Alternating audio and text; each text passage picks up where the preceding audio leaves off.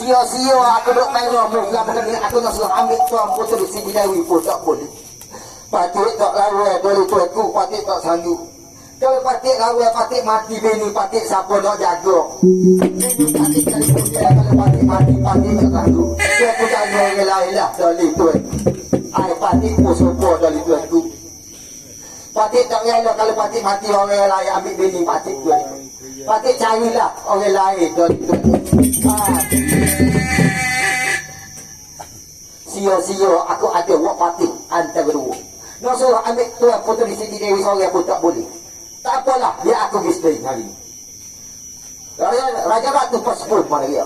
Jalan lagi nak masuk jalan negeri Sima. Raja Seramah pula.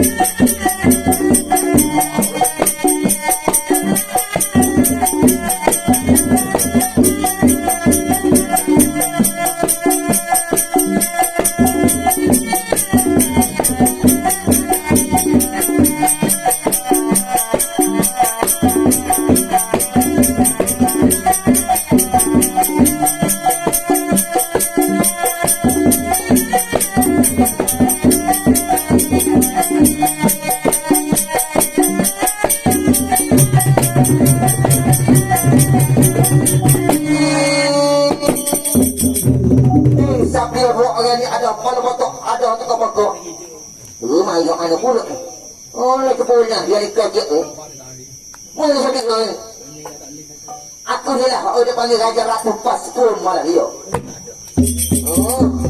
Paspul. Paspul tak ada, tak jadi Paspul. Bukan Paspul tu. Satu. Paspul malah dia. Mari dia. Aku mari ni, anakku nak ambil tuan puteri Siti Dewi nak buat bini aku. Ni dia ni gitu. Bini aja aku tengok. Pelik tu. Dia nak bini aja aku dia. Aku tak kira hari aku tak bagi. Aku nak juga tuan puteri Siti Dewi. Tak boleh. Dia buat gitu. Bukan aku demo ni. Ada ikat air ke abu. Raja Paspul marah dia. Mana penghasil saya doa dengan dia. Akak kapal hati nak saya. Pak lagi tu saya belah.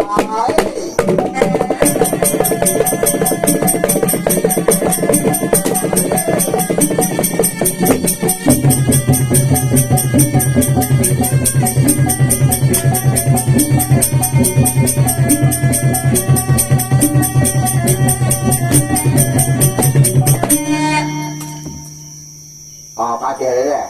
Sambut bola pula. Apa ini tak cakap. Sakit tangan dia kata dia. Saya pun bola buat. Sekian. Terima kasih. Selamat malam.